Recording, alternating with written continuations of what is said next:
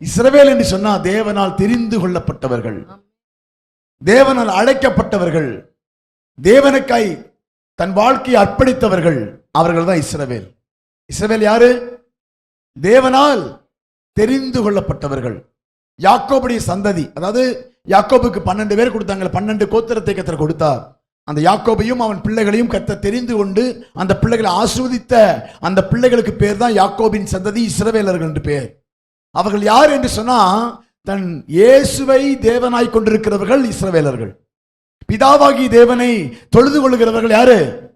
இஸ்ரவேலர்கள். அவங்களுக்கு பேர் தான் இஸ்ரவேலர். இஸ்ரவேலர் யாரு?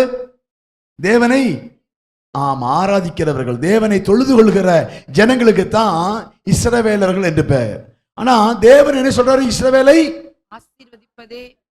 ஆசீர்வதிப்பதே கர்த்தருக்கு பிரியம் என்று பிலேயாம் கண்டு கொண்டான். பிலேயாம் யாரு? கர்த்தருடைய தீர்க்கதரிசி.